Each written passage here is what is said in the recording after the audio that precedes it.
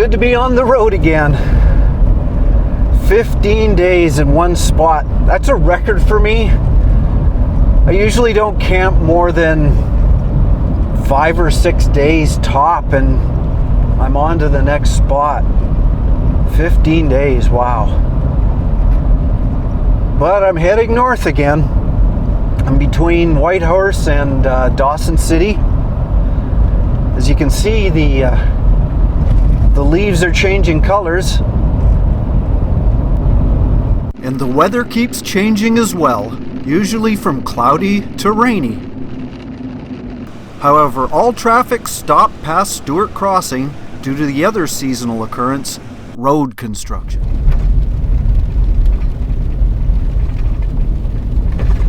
This is insanely muddy.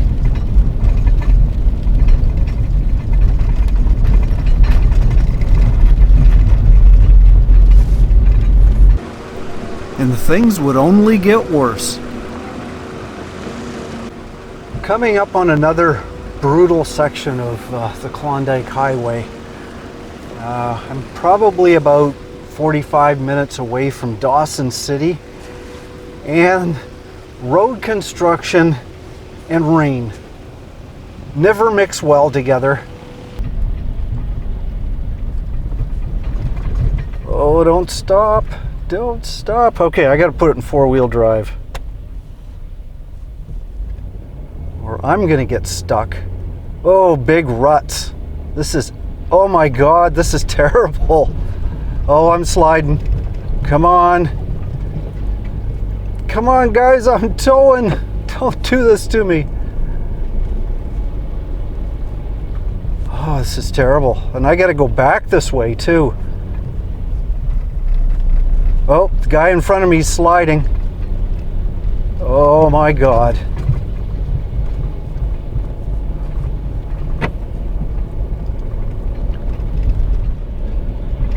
Hurry up, buddy, fix it up. Oh, oh no, and it's getting worse. Oh my God, what are they doing? They really expect you to drive through this? Oh, there should have been at least a warning.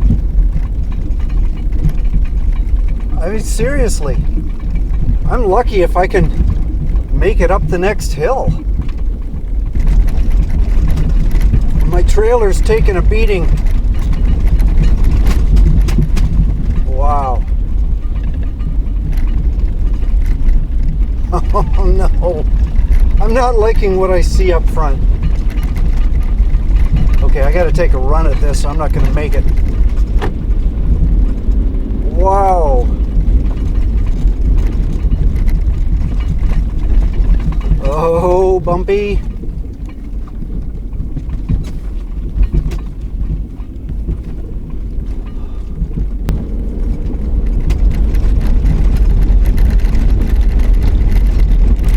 If I didn't have 4-wheel drive right now, I'd be stuck.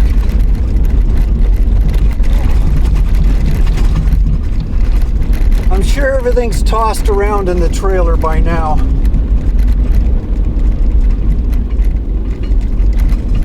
Oh, that was brutal.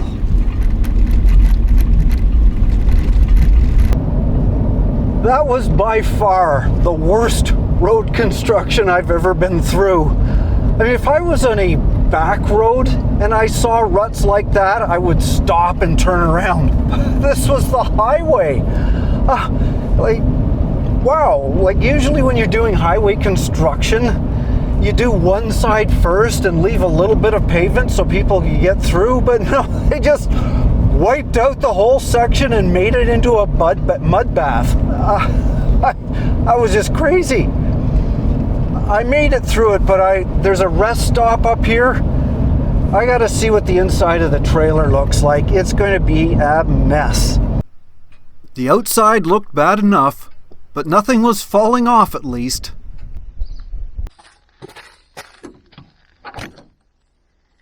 Surprisingly, only a few cushions moved about. The doors of the cupboard stayed shut. Good news. From this vantage point, I could see the Ogilvie mountain range in the distance, my destination. Well, this is the last gas station at the beginning of the Dempster Highway. There's not going to be another one for almost 400 kilometers. I'm a little nervous, but what can I do? I'm going to try it. I have a jerry can. If I drive slowly, which I'm going to anyway because it's all gravel, I think I can do it. I'm hoping I can do it.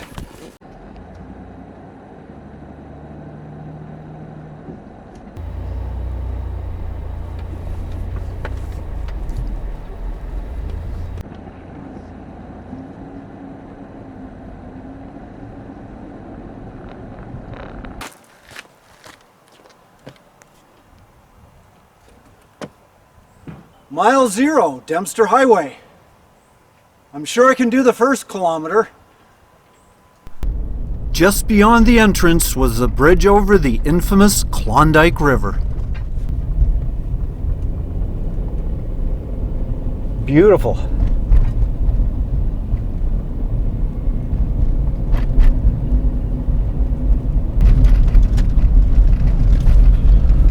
Well, the gravel started.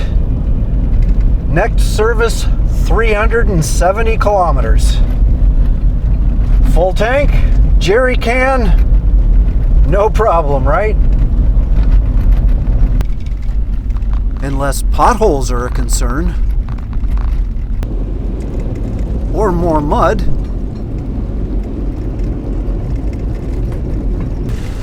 The scenery's great if you can just take your eyes off the road. After over 6 hours of bad roads and white knuckles, I finally reached the entrance of Tombstone Park without needing a tombstone myself. A swift running stream provided a great place to camp.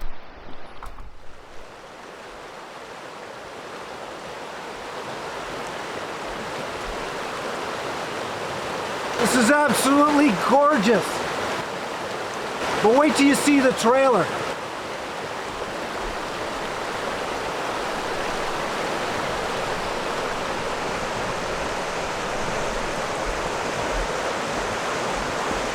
It's an absolute mess.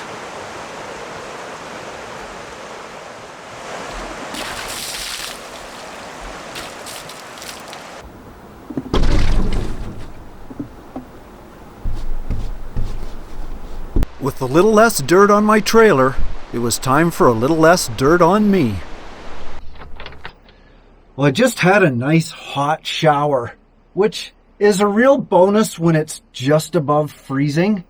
And the way I did is I made a few changes I don't normally do, especially in the summertime. First of all, I actually used the propane furnace just to warm things up a bit. But the second thing I did was I got out my Jackery and I used a low wattage hairdryer. So I can turn this on and I can just warm up the bottom of the shower tub so it's not as cold on my feet. And the second thing I did was I used a pool noodle and I just put it all around the sides. That keeps the curtain away from your legs and your feet, and you've just got more room on the tub. It's just a few minor things, but when it's cold out, every little bit of comfort helps. The next morning was worthy of a watercolor.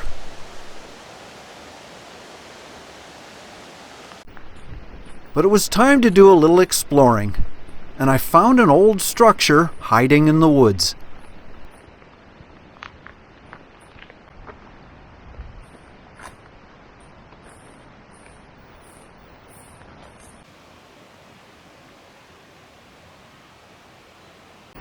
Well, there's nothing that says more Yukon than an old log cabin.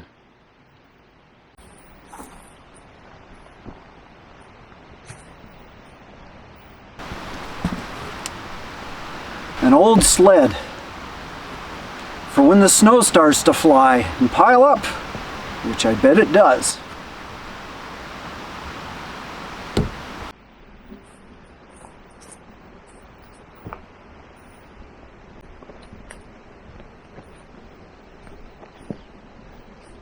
tin roof. Oh, look at this. An old Hillcrest stove. Whoop. Guess that's why that board was there. Now, I don't make a habit of trespassing private land, but this was in a publicly owned park. Do you think it's locked? What do you think's inside? Uh-oh, it's not locked. Whatever it is, we're going to find out. With no posted signs, my curiosity piqued. Hello? Oh, wow. Look at this.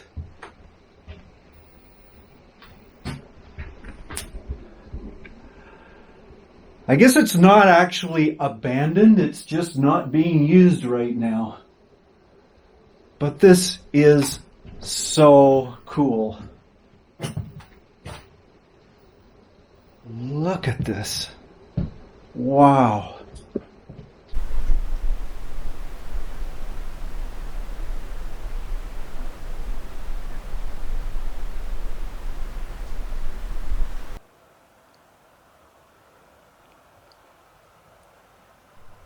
Exploring the log cabin was like a trip in time, when an outdoorsman only had 4 walls and a stove to keep themselves warm on a cold wintry day. I took a few pictures, but left everything untouched, as it was a refuge from the elements for a braver soul than me.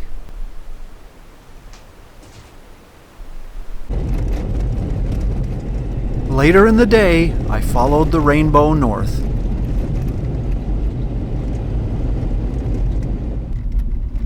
The Ogilvy Mountains just seemed to get bigger with every turn.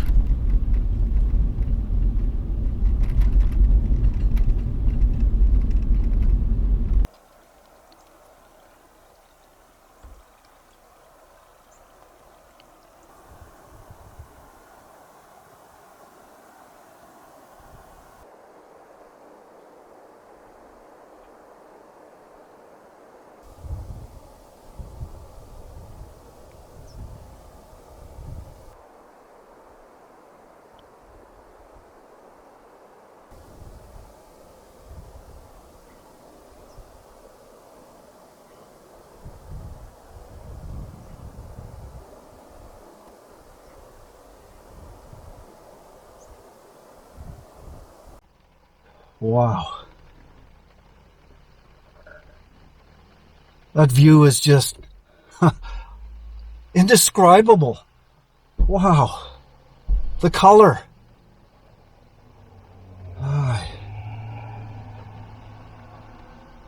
This is why people endure mud, bad roads, and cold just to see this.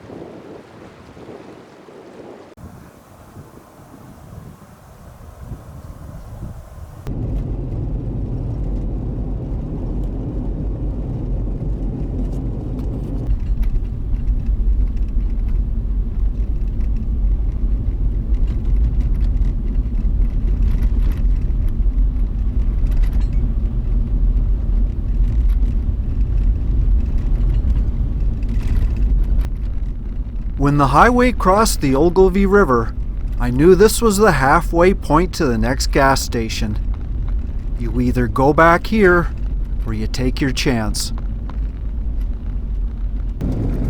I kept going, but the road didn't just go onward, it went upward.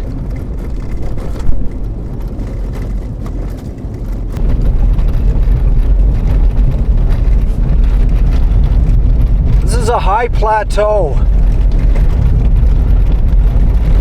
Mostly dirt. A little bumpy. Everything's falling down.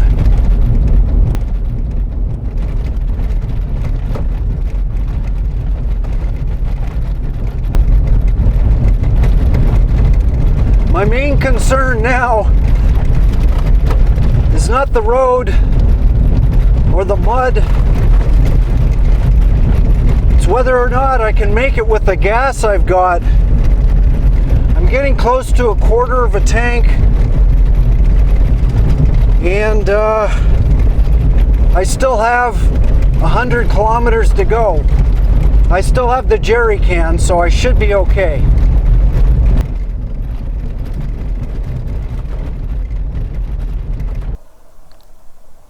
High up in the hills is the Ogilvie Ridge. This viewpoint overlooks a vast valley where the Ogilvie River meets the Peel River on its way to the Arctic Ocean.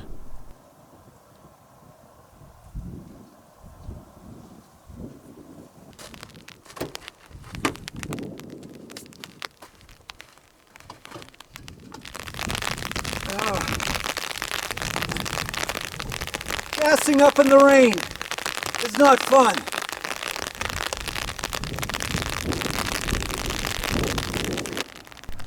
But this little weasel thought it was amusing.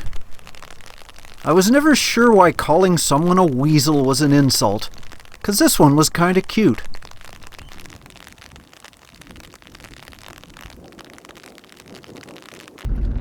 It was onward and upward.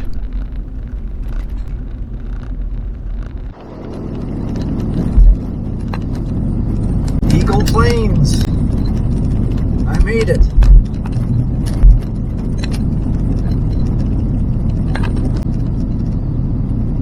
Wow, this is it.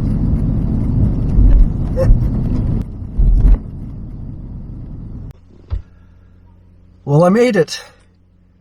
Eagle Plains. 387 kilometers. It's 370, but I had to backtrack because I couldn't find a good camp spot the first night. Oh, and how much? Under a quarter tank, which also includes most of the jerry can, so I made it. I had a little bit to spare, which is good to know, because you don't know how much slipping and sliding I'll do on the way back. Well, I think the first thing I'm going to do is check out the restaurant. Worry about where I'm going to stay later on.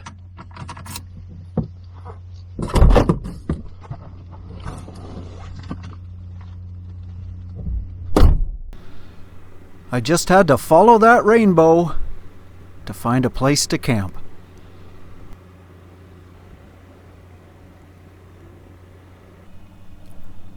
But my camper was not looking too colorful at this point.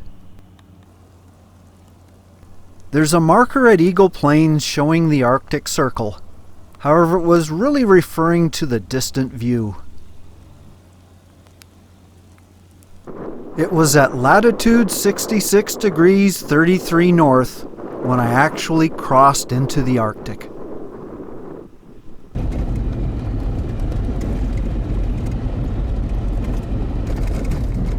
At this point of a bumpy highway, the horizon had stunted Arctic spruce and tamaracks, and a river of fog.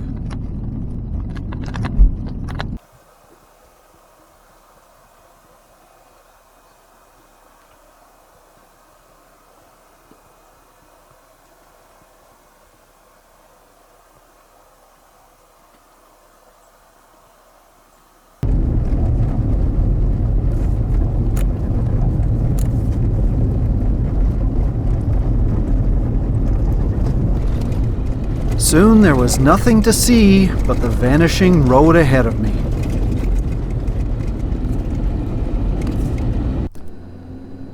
Until out of the mist appeared a few lonely sentinels.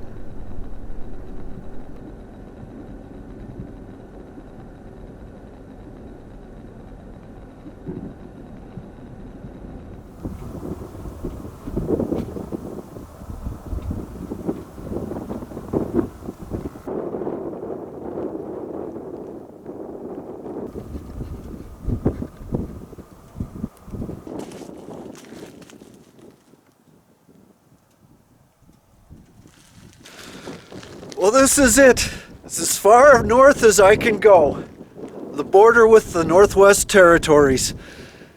And it's cold. And it's foggy.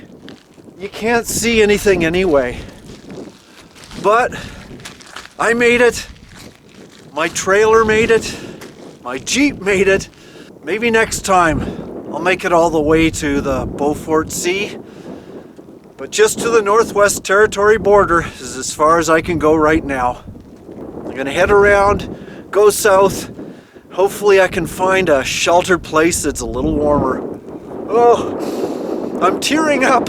Not because I'm so emotional. Well, I am, but it's because it's so cold and windy. Oh, I'd love to say it's beautiful, but it's mysterious. I can't see a thing.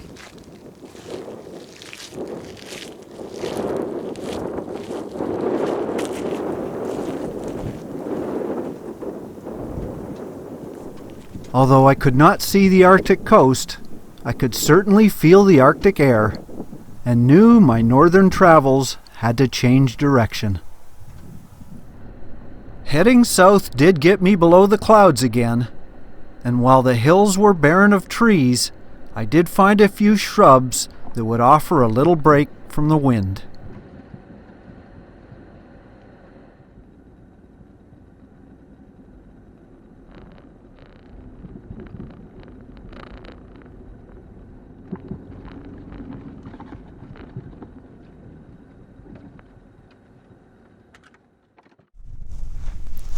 Now the story doesn't end here. The journey was not just about bad roads and gloomy weather. The true colors of the North are still awaiting. I hope you enjoyed this video, and please follow me as I continue on my adventures. Oh my God, bears.